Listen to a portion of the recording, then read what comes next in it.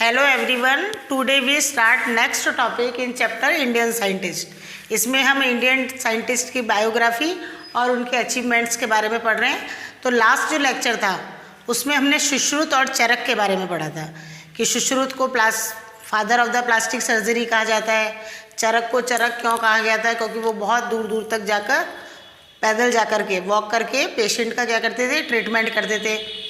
उनके द्वारा सुश्रुत संहिता और चरक के द्वारा चरक संहिता जो बुक है वो लिखी गई थी। अब जो नेक्स्ट साइंटिस्ट है इंडियन साइंटिस्ट वो है CV Raman. CV Raman physics से वो थे। इनका जो जन्म हुआ था बॉर्न 7 नवंबर 1886 को हुआ था। इनके फादर थे आर चंद्रशेखर अय्यर और मदर थी पार्वती अम्मा। तो आपको ये बॉर्न और मदर और फादर के name 1907 at an early age 19 year ही पास्ड MSc फिजिक्स एग्जामिनेशन। बहुत कम उम्र में 19 साल की उम्र में 19 ईयर्स में ही उन्होंने physics examination MSc master of science pass कर ली थी। After being a science study with physics as the subject he was selected in the examination continue history, civics, geography, economics. अब वो फिजिक्स में तो MSc करी थी, इसके साथ में ही उनको अदर सब्जेक्ट्स में भी क्या थी, रुचि थी, यानी अदर सब्जेक्ट पढ़ने भी उन्होंने पढ़े थे। और कौन कौन से सब्जेक्ट पढ़े थे? हिस्ट्री, सिविक्स, जोग्राफी, इकोनॉमिक्स, बहुत सारे सब्जेक्ट की उनको नॉलेज थी। He was appointed as a civil servant in the Indian finance department. सबसे पहले वो कहाँ अपॉइंट हुए थे? जो इंडियन फाइनेंस डिपार्टमेंट में सिविल सर्वेंट जो पोस्ट है उनको मिली थी, इस पोस्ट पर उनको रखा गया था। अब रमन के अचीवमेंट्स कौन कौन से थे? ये तो उसकी बायोग्राफी थी। अब उसके अचीवमेंट्स कौन कौन से थे? Raman founded out of sound properties of Indian musical instruments such as veena, mridang, tanpura. तो उन्होंने देखा कि जो इंडियन जो इंस्ट्रूमेंट्स हैं जिनके नाम है वीणा, मृदंग, तानपुरा, उनमें जो साउंड हो रही है वो प्रोड्यूस वो क्यों हो रही है, किस प्रॉपर्टी से वो साउंड क्या हो रही है, प्रोड्यूस हो रही है, इसके बारे में किसने पता लगाया था? रमन ने।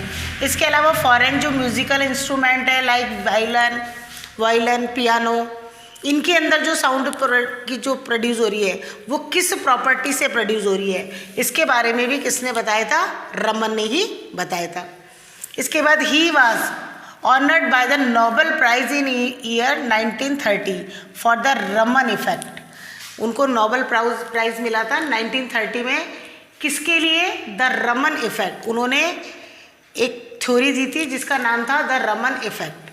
अब ये सबसे इम्पॉर्टेंट क्वेश्चन है, what is Raman effect? Raman effect क्या है, इसके बारे में बताइए।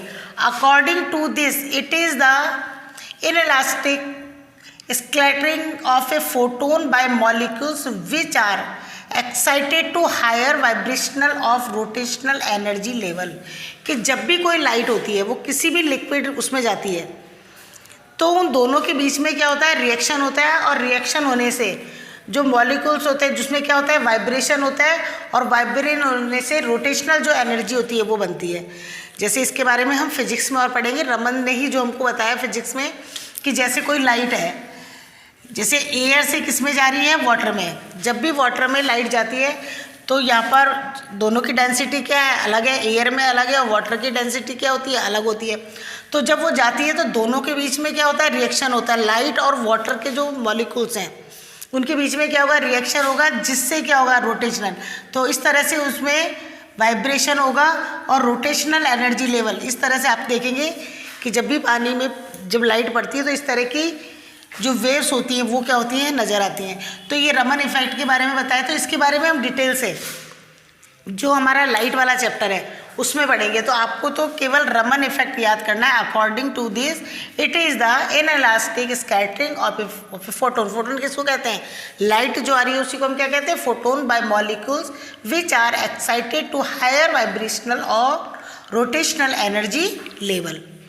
ये आपको मोस्ट इम्पॉर्टेंट है, इसी टॉपिक को आपको याद करना है, ये बोर्ड में पूछा जाता है। Raman explain the reason of the blue colour of sky. और उसने किस किस की क्या क्या बताया था कि स्काई का जो कलर होता है वो ब्लू क्यों होता है, of the sky and the sea, जो समुद्र होता है उसके पानी का रंग नीला क्या होता है, and also study solid, gas and liquid. इसके अलावा उन्होंने सॉलिड, गैस और जो लिक्विड है उसकी बारे में स्टडी करी थी। He also study magnetic field energy, उन्होंने मैग्नेटिक जो फील्ड एनर्जी होती है उसके बारे में भी स्टडी करी थी। तो इस तरह से जो रमन के अचीवमेंट्स हैं उनको हमको अच्छी तरह याद करना है। उन्होंने किस किस के बारे में बताया, पहले sound properties of Indian musical instrument and foreign musical instrument के बारे में। इसके बाद में उनको नोबेल पुरस्कार किसके लिए मिला था, द रमन इफेक्ट। जो हम फिजिक्स हम आगे पढ़ेंगे वो इससे रिलेटेड है, क्योंकि जो रमन थे, सीवी रमन, वो कौन से उसमें थे, फिजिक्स के उसमें थे। तो ये रमन इफेक्ट की किस तरह से रिएक्शन होती है, किस तरह से वेव्स वन मीडियम से अनदर मीडियम में जाती हैं, तो किस तरह से उनमें रिएक्शंस होते हैं। इसके बाद में उन्होंने जो कलर, स्काई का जो कलर होता है वो ब्लू क्यों होता है, सी का जो वाटर होता है उसका कलर ब्लू क्यों होता है। इसके अलावा गैस, सॉलिड और जो लिक्विड है उनमें कौन कौन सी प्रॉपर्टीज़ होती हैं, मैग्नेटिक फील्ड एनर्जी, इसके बारे में सबके बारे में स्टडी करी और लोगों को बताया था।